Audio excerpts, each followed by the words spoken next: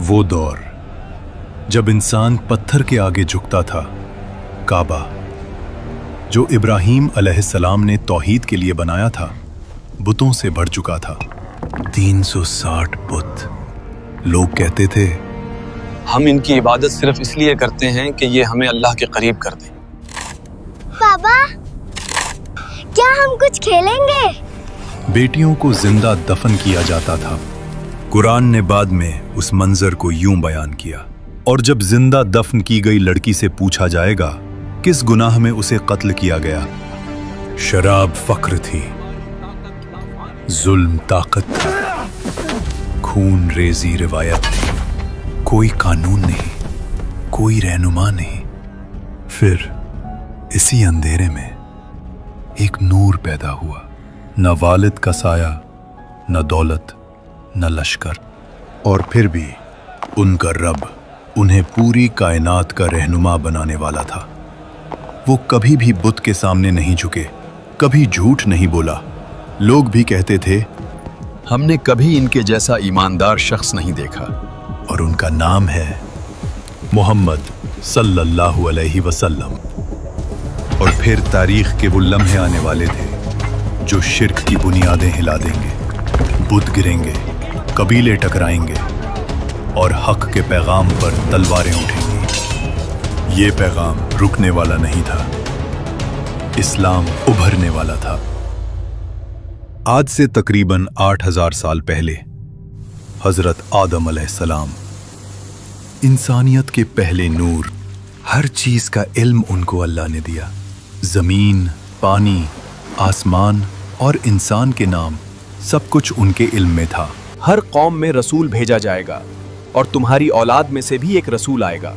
میرے بچوں، اللہ نے مجھ پر روشنی عطا کی، اور اب تمہاری نسلوں میں سے بھی رسول آئیں گے۔ وہ صرف اللہ کی عبادت کی دعوت دیں گے اور انسانیت کو نور سے روشن کریں گے۔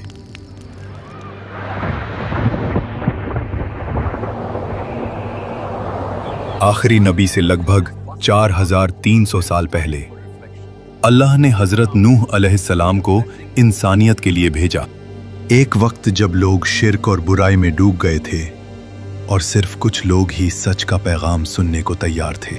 صرف اللہ کی عبادت کرو اور اس شرک سے باز آ جاؤ۔ اللہ میرے بعد بھی تمہاری نسلوں میں سے رسول بھیجے گا جو تمہیں صرف حق کی دعوت دیں گے۔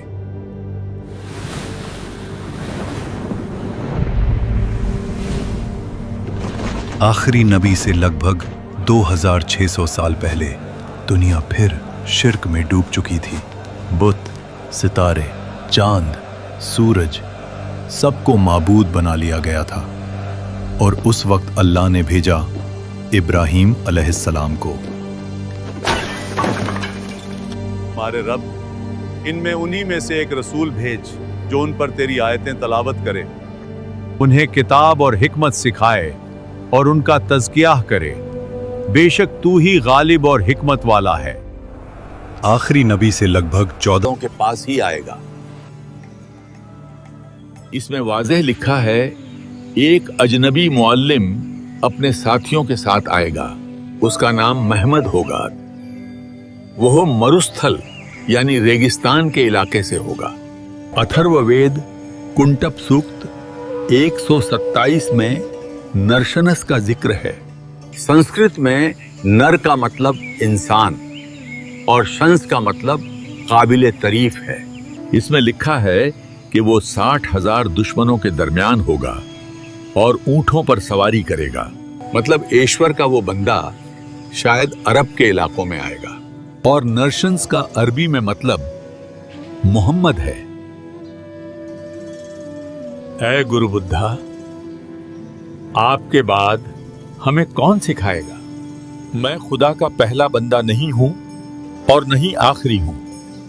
خدا کا آخری بندہ ابھی آئے گا اور ایک ایسی شریعہ پیش کرے گا جو پاکیزہ بھی ہوگی اور مکمل بھی۔ اس کا نام متیہ یعنی رحمت والا ہوگا۔ وہ پہاڑوں میں عبادت کرے گا۔ وہ ایک معزز خاندان سے ہوگا۔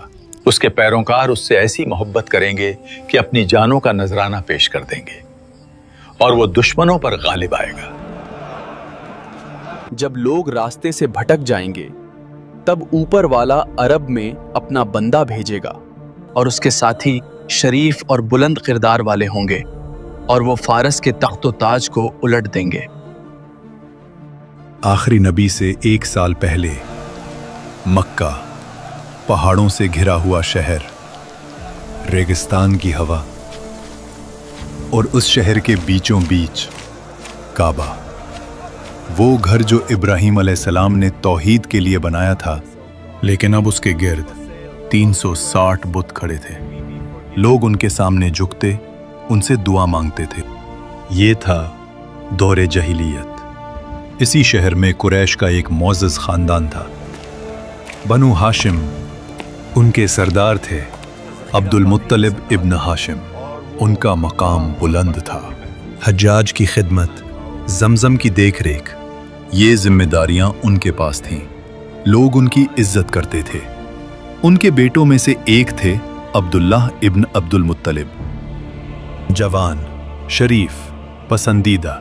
उनकी शादी हुई हजरत आमिना बिनते वहब से, लेकिन किस्मत ने एक गहरा जख्म दिया। हजरत अब्दुल्लाह तिजारत के सफर पर गए और यथरिब यानी मदीना में वो वफात पा गए और उस वक्त बीबी आमिना हामला थीं। फिर वो दिन आया, मक्का की सुबह। बनु हाशिम के घर वो आए जो सिर्फ एक खानदान नहीं बल्कि पूरी इंसानियत के लिए रहमत बनने वाले थे। ना उनके सिर पर बाप का साया था, ना दौलत का ढेर, ना सियासी कुव्वत। बनु हाशिम का घर रोशन हो गया। हजरत अब्दुल मुत्तलिब ने अपने घर वालों और करीबियों को बुलाया। वो मुस्कुराए और कहा, ये अल्लाह की रहमत है। इस बच्चे का नाम ऐसा होना चाहिए जो लोगों के लिए इज्जत का सबब बने। और फिर कुरान में अल्लाह ने इस नाम को हमेशा के लिए महफूज कर दिया, मुहम्मदुन रसूलुल्लाह। आज हर अज़ान में, हर नमाज में उस नाम के बगैर शहादत मुकम्मल नहीं होती। अरब रिवायत के मुताबिक बच्चों को पैदाइश के फौरन बाद देहात भेजा जाता था ताकि ज़बान फासे हो और जिस्म मजबूत बने। सही हदीस से साबित है कि नबी सल्लल्लाहु अलैहि वसल्लम बनु साद में पले। हलीमा सादिया एक गरीब और कमज़ोर खातून उनकी देखभाल और नशो नुमा की जिम्मेदारी लेती हैं। शुरू में हलीमा के घर कोई बरकत नहीं थी। उनकी ऊँटनी और गायें कमज़ोर थीं, लेकिन जैसे ही नबी सल्लल्लाहु अलैहि वसल्लम उनके साथ आए, वहाँ बरकत बरसने लगी और उनका घर खुशहाल हो गया। नन्हे नबी सल्लल्लाहु अलैहि वसल्लम ने वहाँ 4 साल तक वक्त गुजारा। वो वक्त सिर्फ दूध और खेल का नहीं था।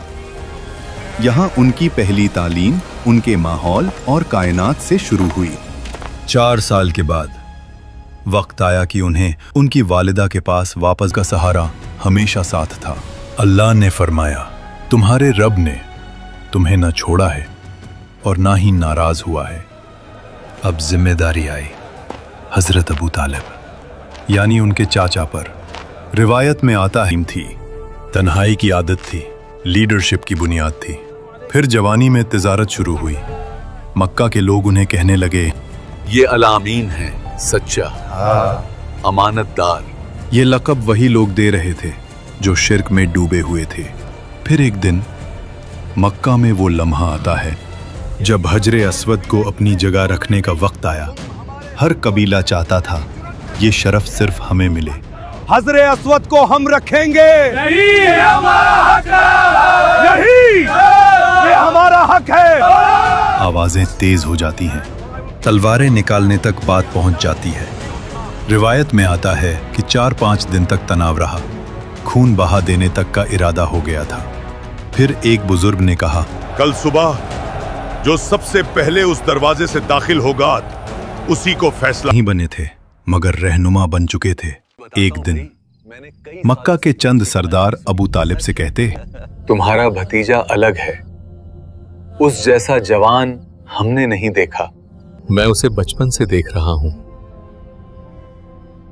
उसने कभी झूठ नहीं बोला। काश तुम देख सको जो मैं महसूस करता हूं। वक्त गुजरता रहा, और फिर एक दिन मक्का की सबसे मोहतरम और अमीर ताजिर खातून हजरत खदीजा बिन्त खुवैलिद, वो अक्लमंद, वकार वाली और किरदार में बुलंद थीं, लेकिन उनकी जिंदगी आसान नहीं रही। सीरा की रिवायत के मुताबिक वो जवान उम्र में 2 बार बेवा हो चुकी थीं। अब मक्का के सरदारों की नजरें उन पर थीं। अमीर लोग, कबीली सरदार सब रिश्ता भेजते, लेकिन वो किसी को कबूल न करती। फिर मक्का में एक नाम मशहूर था, अल अमीन। जब हजरत खदीजा रजी अल्लाह अन्हा ने अपना तिजारती माल मोहम्मद सल्लल्लाहु अलैहि वसल्लम के हवाले किया तो वो सिर्फ मुनाफा देखना नहीं चाहती थीं, वो किरदार देख रही थीं। फिर काफिला रवाना होता है और हजरत खदीजा ने उस काफिले के साथ अपना खाद, मगर कासिम और अब्दुल्ला बचपन ही में वफात पा गए। एक माँ जिसने बच्चों को खोने का दर्द देखा, और फिर अल्लाह ने उन्हें वो मकाम दिया कि वो नबूवत के घर की पहली मलका बनी। जब नबी सल्लल्लाहु अलैहि वसल्लम की उम्र 35 साल हुई तो मक्का शिर्क में डूब चुका था। बुतों की इबादत, जुल्म, शराब, जुआ, सूद। मगर मोहम्मद सल्लल्लाहु अलैहि वसल्लम का दिल बेचैन। वो अक्सर शहर से निकलकर जबल नूर पर चढ़ते और गारे हिरा में तन्हा रहते, तन्हा इबादत करते। हजरत खदीजा रजी अल्लाह अन्हा उनके लिए खाना लेकर आती। फिर एक रात नबी सल्लल्लाहु अलैहि वसल्लम की उम्र 40 साल, रेगिस्तान खामोश, गार में अंधेरा और तारीख बदलने वाली थी। फिर अचानक गार में एक रोशनी आती है, एक नूर। वो थे हजरत जिब्राईल अलैहिस्सलाम। उन्होंने कहा, इकरा, पढ़ो। नबी सल्लल्लाहु अलैहि वसल्लम ने जवाब दिया, मैं पढ़ नहीं सकता। जिब्राईल अलैहिस्सलाम ने फिर कहा, इकरा। नबी सल्लल्लाहु अलैहि वसल्लम ने फिर वही जवाब दिया, मैं पढ़ नहीं सकता। जिब्राईल अलैहिस्सलाम ने तीसरी मर्तबा फिर कहा, पढ़ो। नबी सल्लल्लाहु अलैहि वसल्लम ने बेबस होते हुए कहा, मैं क्या पढ़ूं? फिर जिब्राईल अलैहिस्सलाम ने पढ़ना शुरू किया, इक़रा बिस्मि रब्बिकल्लज़ी खलक़, खलक़ल इंसान मिन अलक़, इक़रा व रब्बुकल अकरम, अल्लज़ी अल्लम बिल क़लम, अल्लमल इंसान मा लम यअलम। मोहम्मद सल्लल्लाहु अलैहि वसल्लम का दिल तेज धड़कने लगा। वो घबरा गए, लेकिन रूह में एक सुकून भी महसूस हुआ। वही पहली वही थी, अल्लाह का पैगाम, इंसानियत के लिए नूर का आगाज। रात का अंधेरा, गारे हिरा से नीचे उतरते कदम तेज हुए। घर का दरवाजा खुलता है। मोहम्मद सल्लल्लाहु अलैहि वसल्लम की सांस तेज। वो हजरत खदीजा से फरमाते हैं, मुझे कंबल ओढ़ दो। हजरत खदीजा फौरन कंबल देती हैं। जब घबराहट कम होती है तब नबी सल्लल्लाहु अलैहि वसल्लम सारा वाकया सुनाते हैं। यहीं हजरत खदीजा का तारीखी जवाब आता है, अल्लाह कभी आपको रुस्वा नहीं करेगा। आप रिश्तेदारों का ख्याल रखते हैं, कमजोर का बोझ उठाते हैं, मेहमान नवाजी करते हैं और सच के साथ खड़े रहते हैं। फिर वो उन्हें वरक़ा बिन नौफल के पास ले गईं। वो 80 साल के बुजुर्ग थे जो इंजील पढ़ते थे, तौहीद को जानते थे और उन्हें तमाम आसमानी किताबों का इल्म था। मोहम्मद सल्लल्लाहु अलैहि वसल्लम सारा वाक़या बयां करते हैं। मोहम्मद, क्या ये सच है जो लोग कह रहे हैं? जवाब आता है, मैं अल्लाह का रसूल हूं। मैं तुम्हें एक अल्लाह की इबादत की दावत देता हूं। बस इतना, न दलील का ढेर, न लफ्जों का बोझ। अबू बकर सिद्दीक रजी अल्लाहु अन्हु उन्हें देखते हैं। 40 साल की जिंदगी उनकी आंखों के सामने है। एक इंसान जिसे उन्होंने कभी झूठ बोलते नहीं देखा। और वो फौरन कहते हैं, मैं गवाही देता हूं कि अल्लाह के सिवा कोई माबूद नहीं और आप अल्लाह के रसूल हैं। ये लम्हा छोटा था, लेकिन तारीख के लिए ये एक इनकलाब था। इस्लाम के ये पहले लोग जल्दी ही दुनिया का नक्शा बदल देने वाले थे। तूफान उठने वाला था। मक्का में कत्ल का मंसूबा शुरू हो चुका था। ये मोहम्मद की शायरी है। या अमर, उमर ने भी इस्लाम कबूल कर लिया है। जुल्म की शुरुआत, इस्लाम की पहली अजान। अल्लाहु अकबर, अल्लाहु अकबर। और काफिरों के साथ पहली जंग। लेकिन अल्लाह का मंसूबा चल रहा था और कुछ लोग तैयार हो रहे थे इस नूर के लिए। सब्सक्राइब